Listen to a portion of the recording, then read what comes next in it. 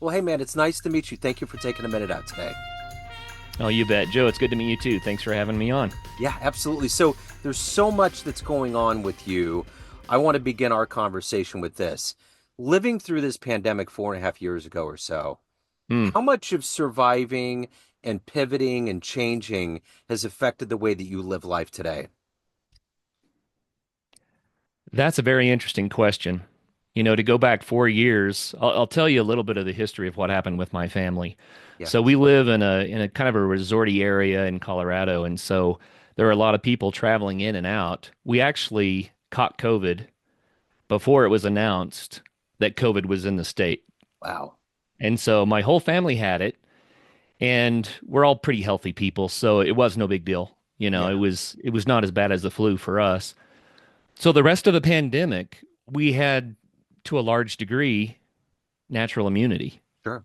So it was a very unique perspective because it was like, well, we don't have anything to fear, but yet we're still being told to stay home and don't go to work, and so it was unique for us, I'll admit. But the other punchline of that story is that I had resigned my position because I needed to be at home more. And I had resigned my position just about a week or two before the stay-at-home order came. And so I would have been able to keep working for the next year at a job that I resigned so that I could be at home more.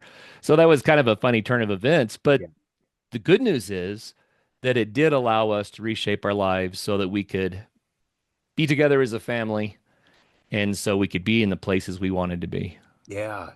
So let's get into what you're doing these days on a daily basis for a living. I'm going to put you in front of a bunch of kids at career day, let's say Okay. third graders, and one of the kids in the back of the room is curious and is like, "Hey, what do you do for a living?" How do you answer Yeah. them? Joe, I have always had multiple irons in the fire. Yeah. I've been an entrepreneur since I was a little kid. Matter of fact, I was probably 8 years old when I started my first business selling newspapers. Yeah. And I would stand in front of the grocery store and try to sell newspapers to people that were coming in and out the door. Um, I can even go further back than that. I sold paper airplanes for a penny each when I was in kindergarten using my teacher's paper. That's awesome. But all of that said, I've always believed in trying to make the most out of yourself. And so I've had several businesses, but most of them have been side hustles.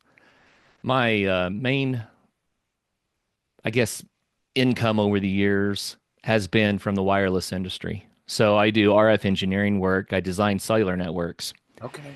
And that's always been a means to an end for me because that's how I could raise a wonderful family and afford them and take care of them. Wireless is somewhat interesting, but it's never been. I mean, I don't identify much as an engineer. I don't identify much as, someone who's building a wireless network. For me, it's always about reaching people. Yeah. And I was a teacher for 2 years in the public school system and probably another 5 years at a private school. Yeah. And so my heart has always been in reaching out to others and trying to encourage them. And for that reason, my latest side hustle is that I wrote a book, and the whole goal of the book is to try to equip people with a toolkit so that they can build better lives. Yeah. And so that's my current side hustle. And yes, I'm still an RF engineer. So, Okay. That's fascinating. What did you ultimately want to be when you were a kid? I know you always had the entrepreneurial spirit, but was there kind of yeah. a dream life that you had of yourself?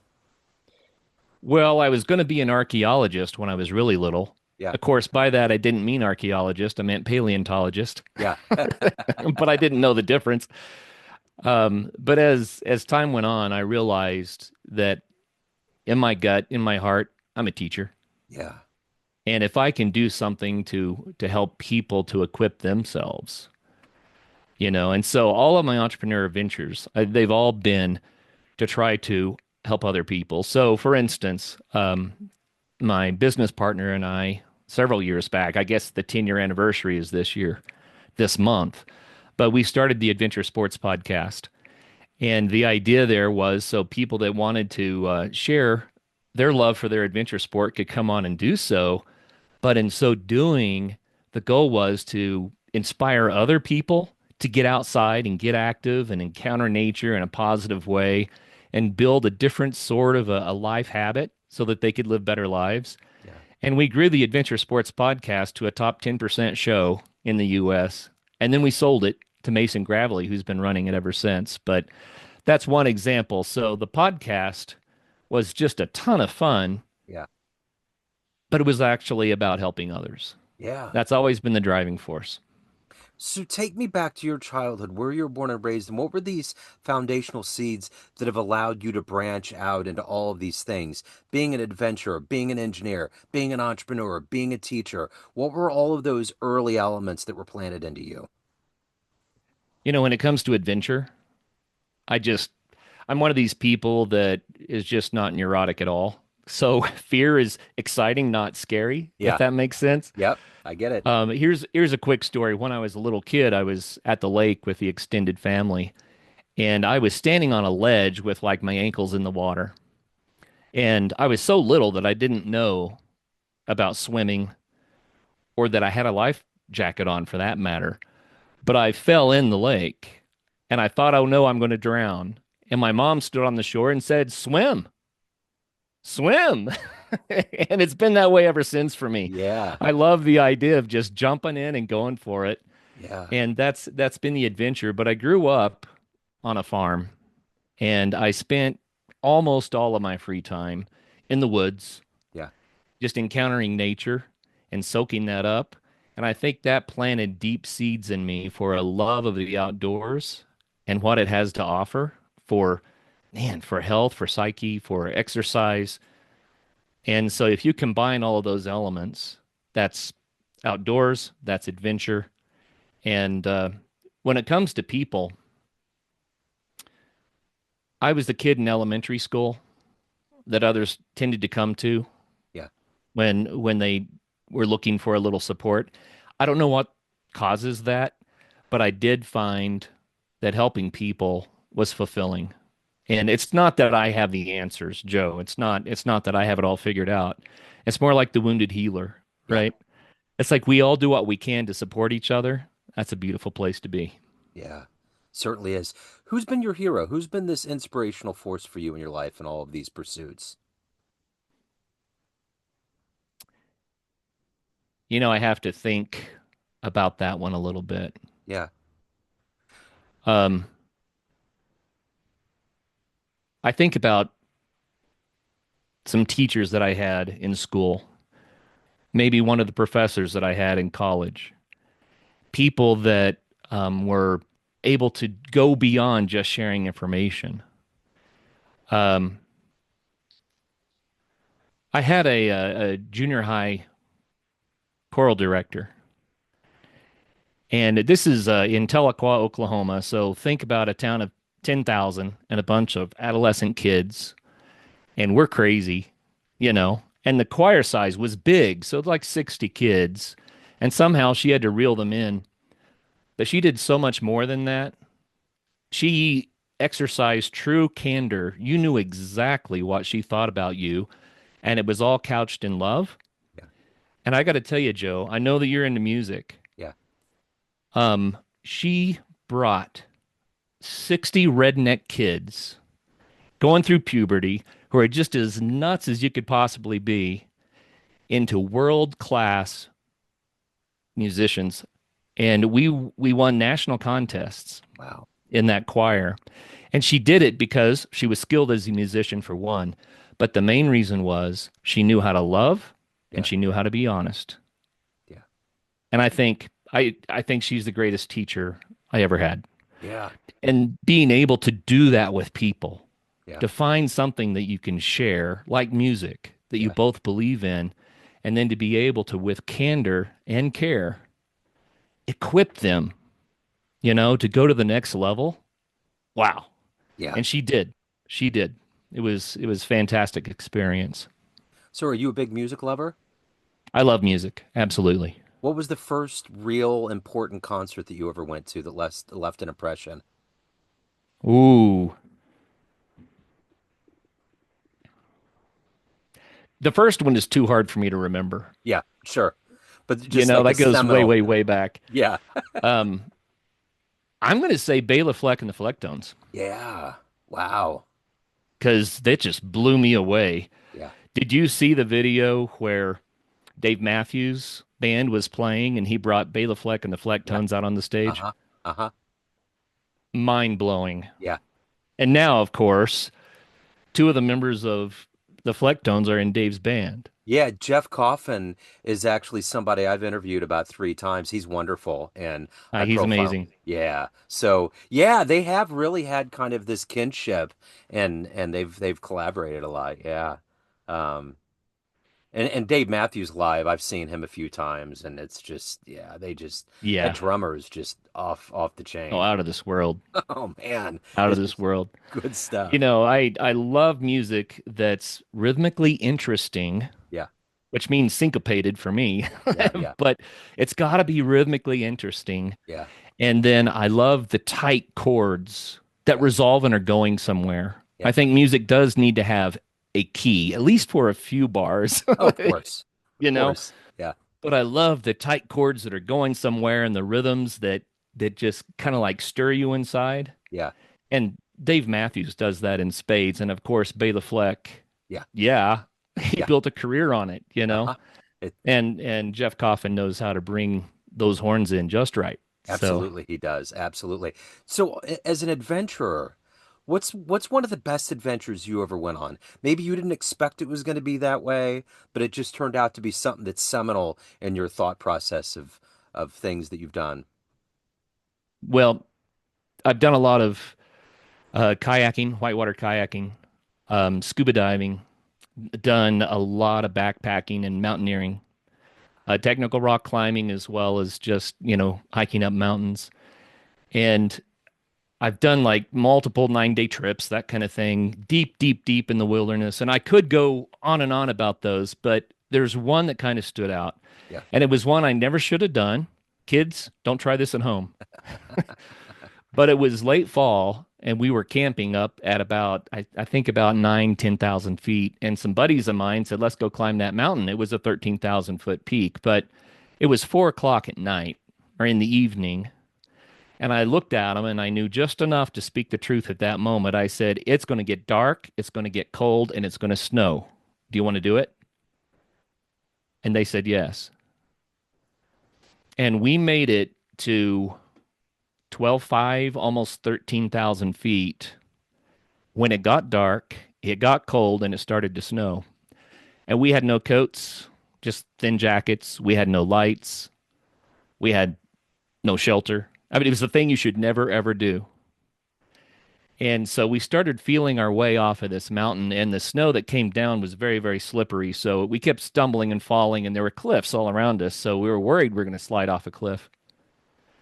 And it was one of those situations, Joe, where I realized we were in way over our heads. We shouldn't have done it.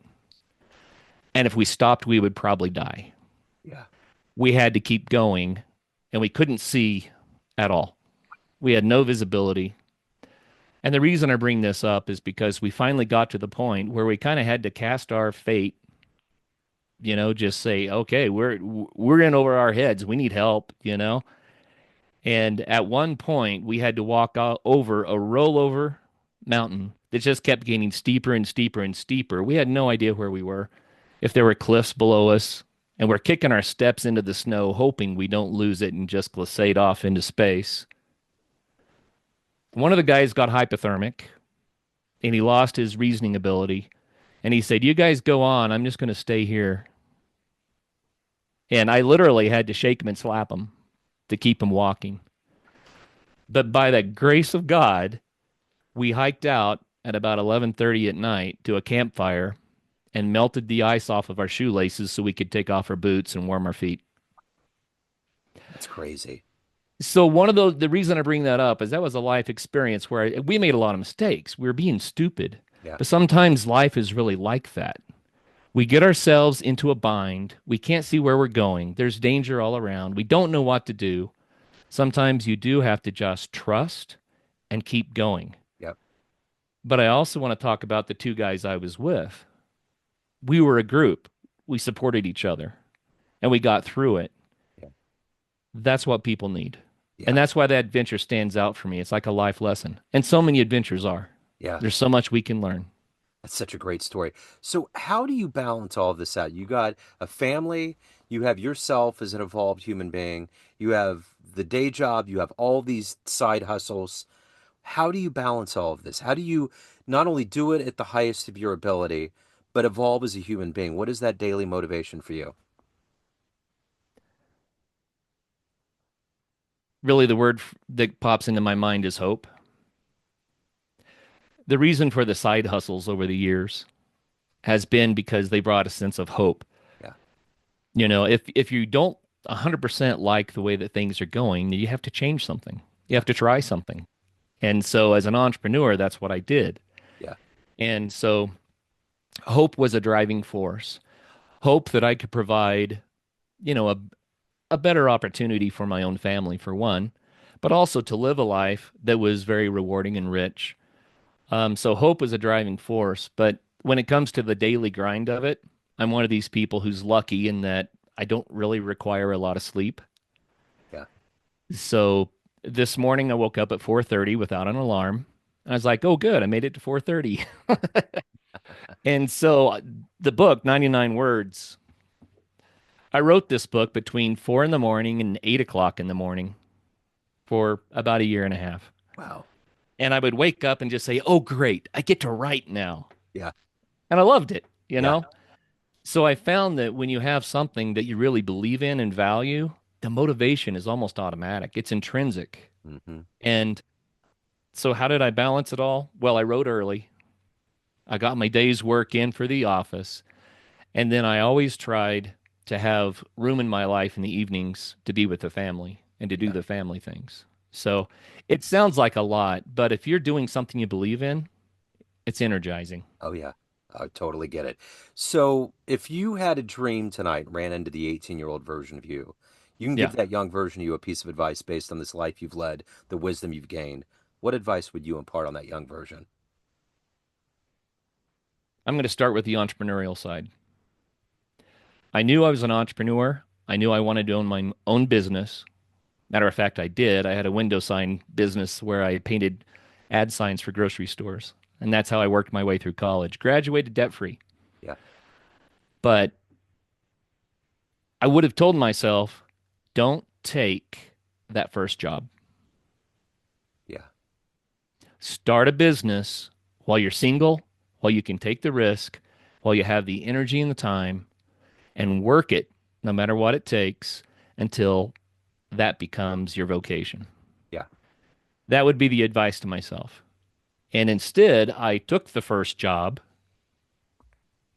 and then tried to start things on the side, and I was always stretched. I yeah, was always stretched. And not everyone should be an entrepreneur. And there's no telling, had I not taken the first job, I may have just been broke. It may have been terrible, but I still say to my 18-year-old self, don't take that first job. Just go for it. yeah. So, after all of these miles that you've traveled down, everything you've done and evolved into, what are you ultimately the proudest of? I have to say my family. Yeah, Joe, my wife and I raised four kids. They're all in their 20s now. Um, they're solid human beings who are making the world a better place. yeah, And the weirdest part is we love each other. Even through the teenage years, we had fun together and loved each other. And that is so special and so unique. yeah, And that's my greatest achievement. Always will be. yeah. So, of everyone out there has a perception of you. There's all these circles, Yeah. family, friends, colleagues, clients, everyone that you work with in your entrepreneurial space, everyone that gets your book. But you run the show. What's your perception of you? Who do you think you are?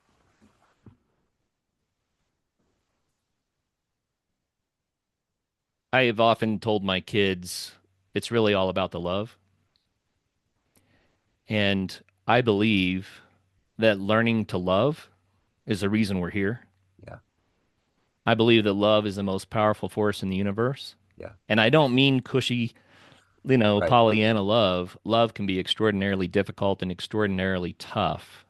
And if it's not from time to time, it's probably not love, right? Um, I hope that somehow I can share that message. And that's a driving force for me. Yeah. Learning how to love, learning how to be a better human, with my fellow humans. And, offering what I learned from the School of Hard Knocks in hopes that someone else may not have to go through the same hard knocks. We can learn our lessons in life because we're just not paying attention and something slaps us upside the head and we learn the hard way. Yeah. But we can also learn by listening to others and watching others and being open to discovering vicariously even what works and what doesn't. Yeah. And so, I would like to get slapped upside the head a little less, and I'd like to be able to do that for other people too. So what's a bucket list adventure that you would love to take? What's something that you haven't done yet that you're just wanting to do?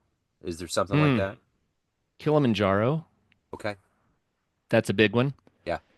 I saw Kilimanjaro about 30 years ago from a distance. I was in Kenya, just over the line from Tanzania, and I thought, I've got to climb that. Yeah. And I still have not. Kilimanjaro would be huge, Yeah. but I have to add this to it. If we do adventure selfishly, then it's like a quarter the fun. Yeah. And going out into nature and rejuvenating yourself, recharging your batteries, I mean, that's fantastic. That's a good enough reason right there. Yeah. But if somehow you can incorporate others in adventure in a way that's life impacting, that's what makes it really great. So Kilimanjaro would be fantastic, but somehow it's got to make a difference too. Yeah, I dig it. So if anyone wants to pick up your book, they want to reach out, they want to learn more, any of the good business in your world collectively, where do they go? Well, the book is 99 words, Building a Better Life, and it's available on Amazon, of course. I have a website which is just curtlinville.com. That's probably the easiest way to reach me. Is just go to my website, and I'm not hiding from people. I Yeah. really can be reached, and I'd Yeah. love to have a conversation with anyone that this might strike an interest with. Yeah. So, Wonderful. Kurt, what great energy. What a great story. Thank you. Running into people like you just absolutely reaffirms that the human spirit is an indomitable force that's just out there and it's just doing so much good. So thank you for opening up the inside portal to your life. I appreciate it today. well, thank you for the good questions. And hey, I want to, as a parting thought, Yeah. it's not about selling books. It's Right. about helping people. Yeah. And so, if someone out there is listening and they know someone that could use some encouragement, the main idea behind the book is that our belief systems shape our decisions and our outcomes. And if our belief system is all kind of screwy, then we're going to have a rough life. The book doesn't tell you what to believe. Instead, it helps to give you tools to learn how to figure out what to believe so that you can have a more meaningful life. So if you know someone that could use that encouragement, that's what the book is for. Absolutely. Yeah, I totally get that. Thank you so much. It's been wonderful. I appreciate it. I will put all the links in the show notes to lead everybody in the right direction. So, again, thank you so much. I appreciate it, man. Hey, Joe, thanks for your time. It's great. Yes, sir. Thank you.